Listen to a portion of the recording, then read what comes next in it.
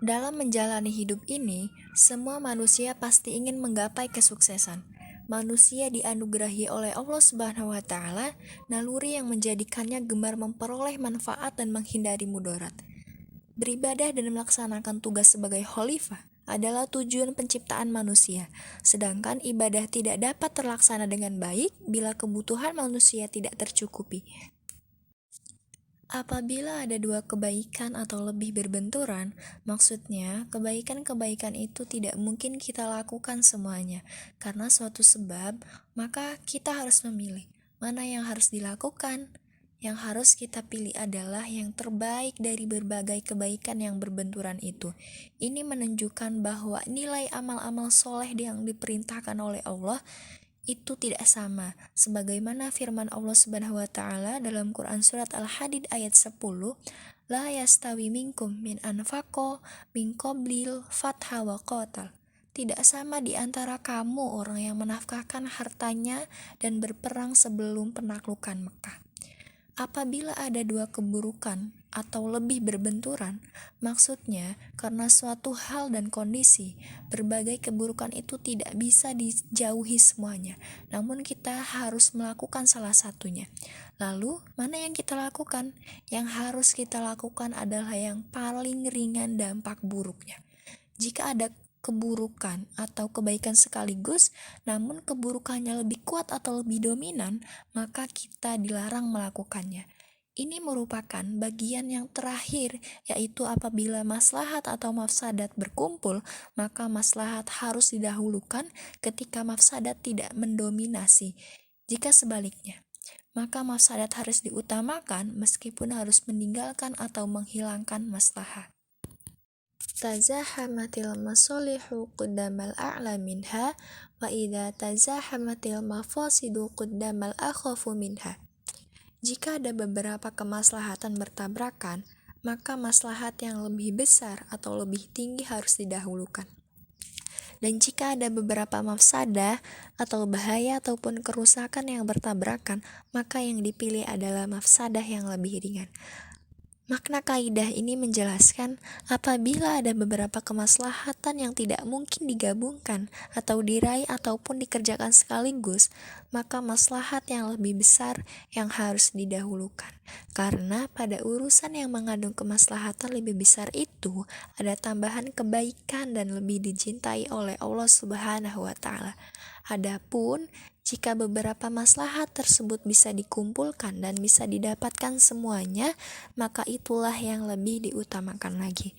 Sebaliknya, apabila berkumpul beberapa mafsadat yang terpaksa harus ditempuh salah satu darinya, maka dipilih yang paling ringan mafsadatnya.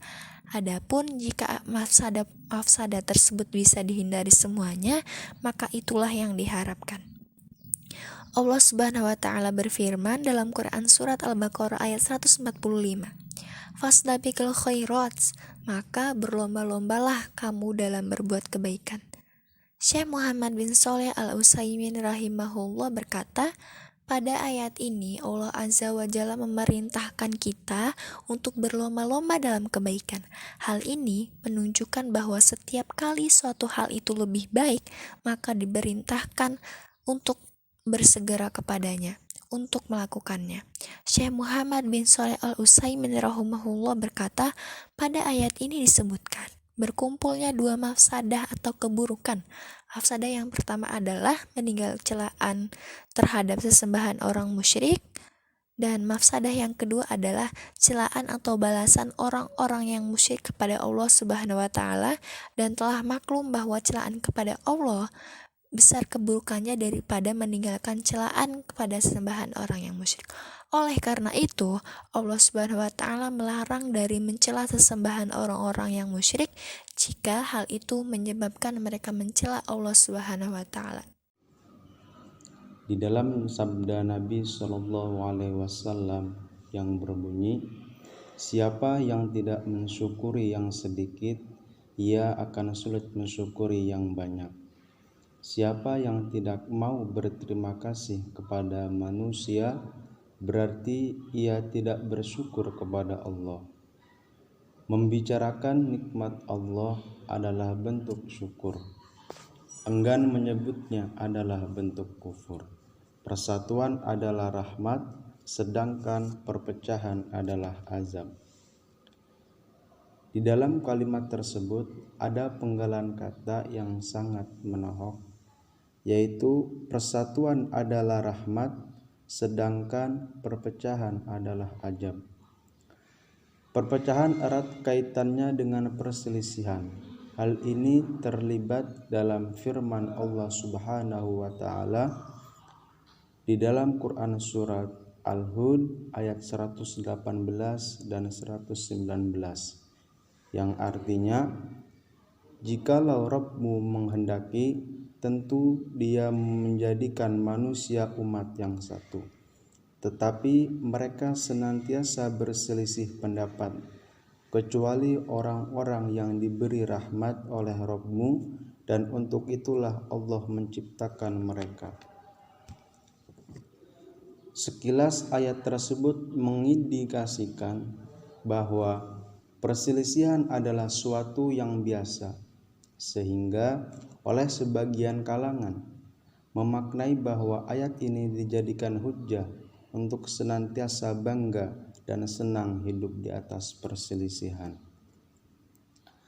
Namun tidaklah demikian. Allah Subhanahu wa taala sangat mengutuk perselisihan dan perpecahan. Maka dalam ayat tersebut Allah memberikan penjelasan bahwa orang-orang yang diberi rahmat tidak akan pernah berselisih. Ibnu Katsir rahimahullah berkata, orang-orang yang diberi rahmat dalam ayat ini adalah mereka yang menjadi pengikut para nabi dan rasul, berpegang teguh dengan apa yang diperintahkan dalam agama Islam yang telah diberitakan para nabi dan rasul kepada mereka.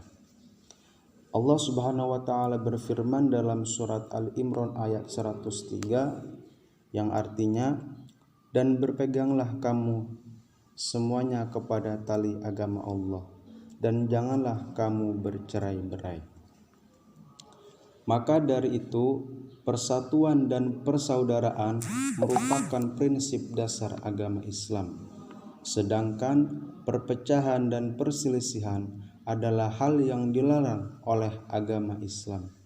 Jika hal tersebut dilanggar, maka azab akan menimpa kita.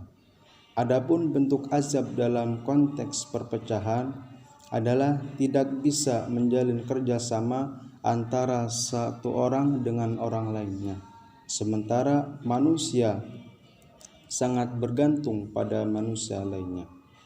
Tidak pula terjadi tolong-menolong, yang ada adalah kebencian, permusuhan yang dibalut oleh fanatisme yang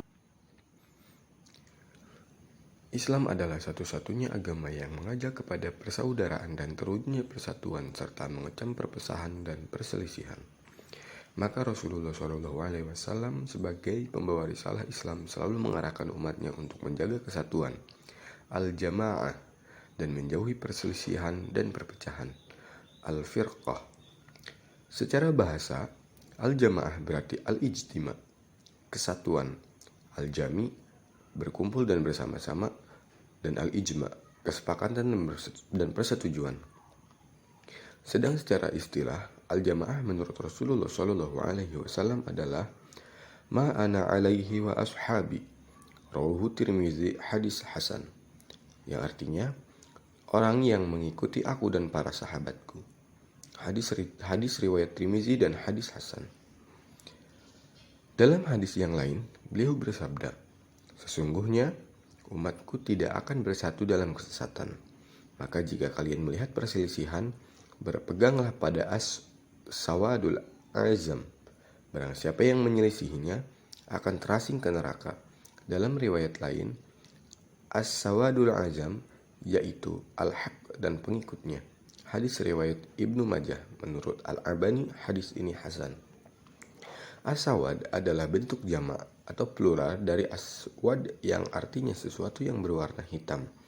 Al-azam artinya besar, agung, banyak.